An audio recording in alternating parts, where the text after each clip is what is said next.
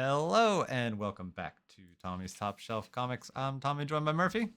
Hello. Back with this week's top five comics for the week of January 29th, 2025. We have a pretty star studded list of comics that were next week's top five comics, which gives them to today to present the top five comics of this week. So, Funny week too, though. If you look at it, none of the big guys. I mean, Image, but we got no Marvel or DC this week. it's an interesting week, starting with number five, Ice Cream Man, one page horror stories. Ice Cream Man 43. It's a star studded, make your jaw drop to the floor issue of Ice Cream Man. The challenge, make a comics horror story that's only one page long. And boy, did we find some amazing folks ready to take that one on. Issue 43 will feature one page horror yarns, all drawn by Mazzaro and O'Halloran, from Grant Morrison, Patton Oswalt, Jeff Johns, Kelly Sue Domenico. No, sorry. Kelly Iconic. Sue DeConnick, Jeff Lemire, Matt Fraction, Zoe Thorogood, and more. There will also, of course, be plenty of weird one pagers from M. Maxwell Prince and Team ICM. We wouldn't want to miss out on all the fun. This Yeah, is that super is cool. That's a challenge. huge. That's crazy. One page. Yeah. Like, what is that gonna be? How many frames can you fit on a page? You think that's what they're gonna do? Like, I could see some being a single panel. just one panel, and it's like, one page. Like up the yeah, challenge. Like, yeah, you said one page, one panel. yeah. I mean, that's crazy. And now, I mean, look at the names on that thing, though. Like the names on that thing. It's good. That's crazy. Our boy Matt Fraction, man. A I don't lot even. of I'm trying to think. I don't even know what the last Matt Fraction book I read was. what was it was the last Image book he just came out with. I mean, yeah, I don't remember. He has one that's like it's going back and forth. Adventure Man. It's Oh like yeah, that one. it'll come out for a little bit and then he'll be like, I'm back, and then have like two Classic. issues and then he's gone. Classic. But no, that I mean, this looks super cool. And then I mean, just imagine though being the artists.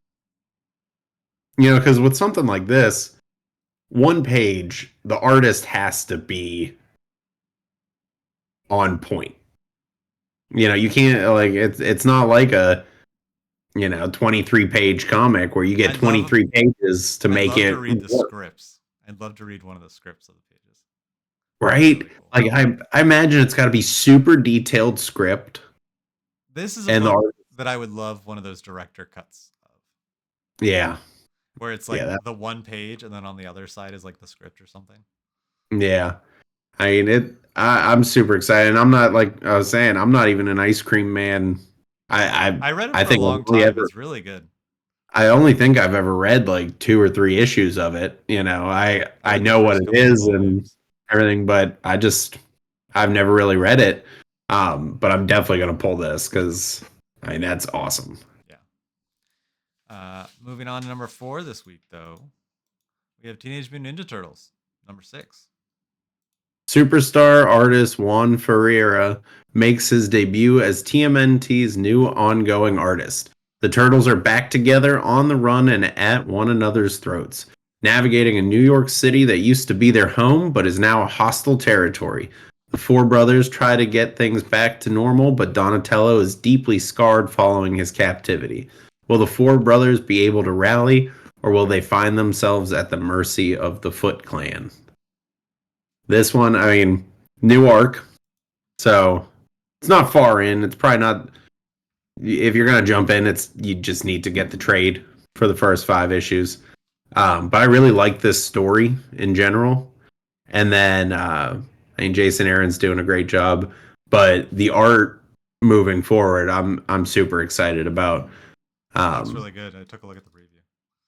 Yeah, and I read the Batman and Robin that he was the artist on, and it's very good, fast paced when it comes to action, Fits which the is turtles something well. I think that like especially with a property like the Turtles, like you gotta have the action right. Yeah. So I'm super excited about it. No, that's super neat. I feel like Jason Aaron's just like taking on all of the old IP. Like he did the Avengers, he did Star Wars, he's doing Turtles. Yeah. He's taking Yeah, on I all mean of it. what all does he have going on right now? I No, mean, I just mean current like in the past, he's in the titled yeah. really big books. But I'm trying to think the other thing I had seen that he did recently. Oh, he did that Batman Off World mhm. um with Doug Mankey. Yeah, I think Jason Aaron's best when he's doing like the flagship title, like this kind of stuff. Yeah.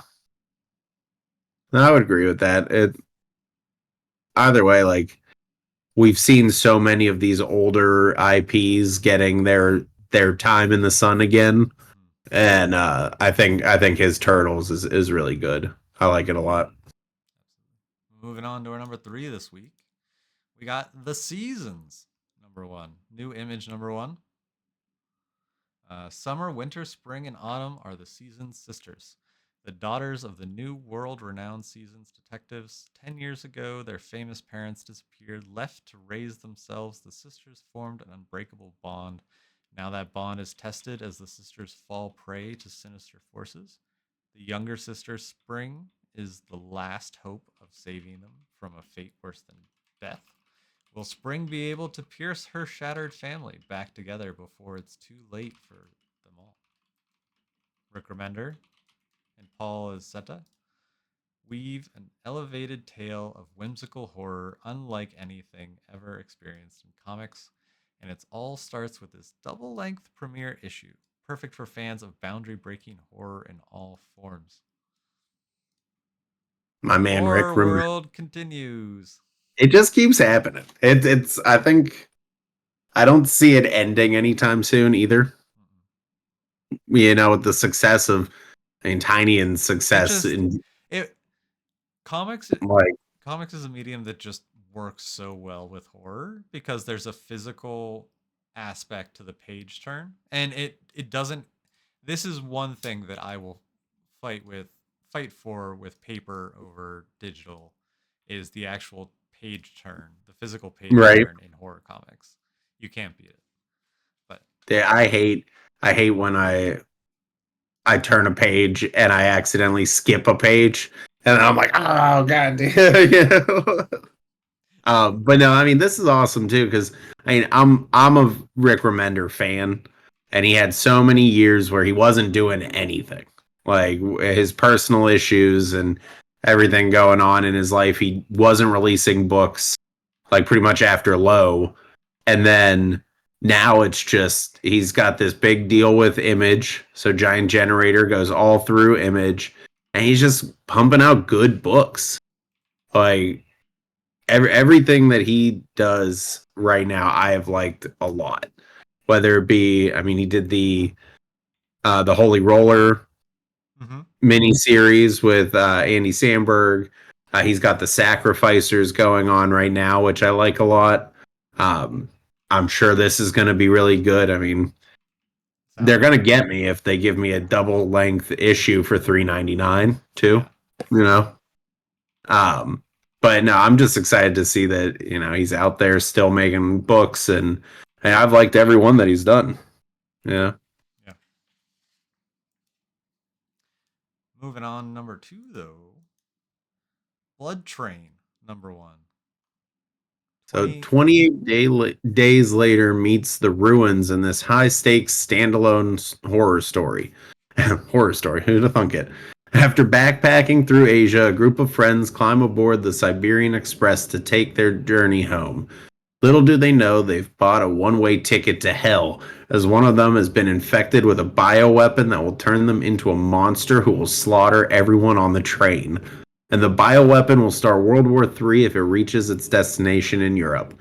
Now these friends must make a difficult choice: kill someone they love to save the world or die trying. From Ninth Circle, bringing you the best horror each month by the industry's top creative talent. Something you don't see too often, an Image one shot, first off. But all in all, that sounds like a super cool story. It does. It sounds super interesting. Like, and again, more horror. More horror. More horror. And speaking Now of this one seems like it's gonna be gore. yeah. Yeah. Yeah, more so than any of the other ones. This seems like it's gonna be a lot of gore. Yeah.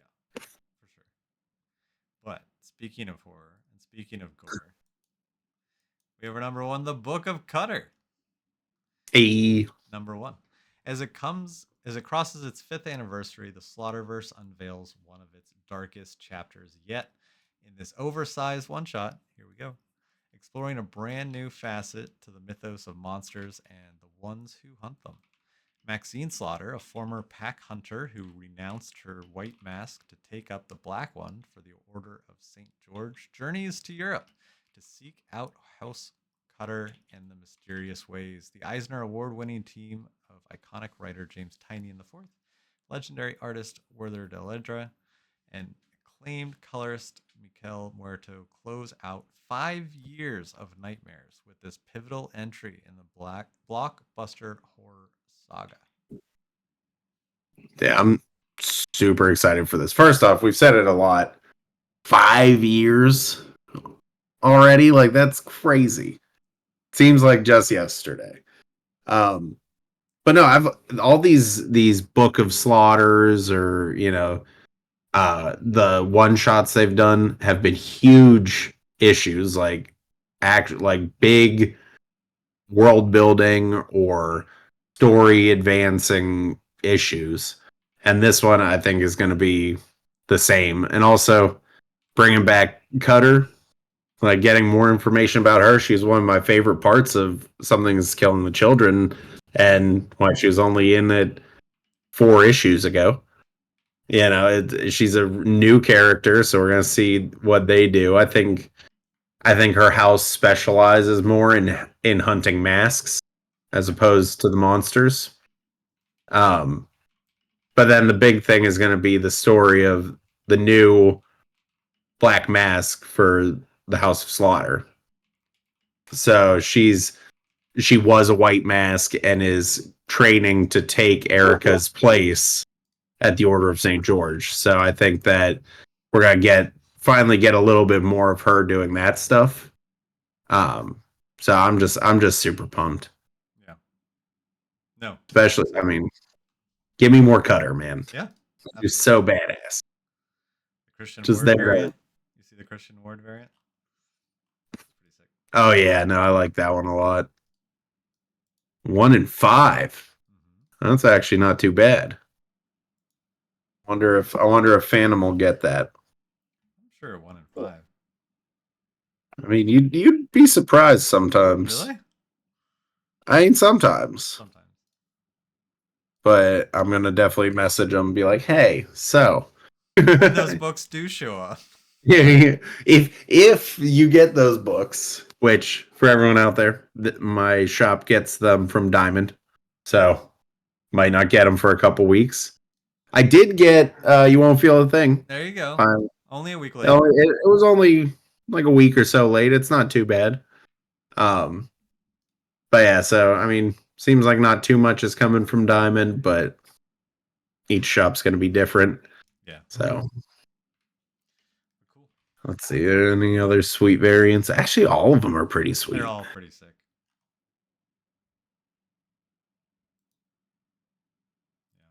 Yeah. Oh yeah, look at that. Cool. Anything else before this week's comics or last week's comics and next week's comics or this week's comics? No, that's it. Well, until then, we'll catch you guys later. See ya.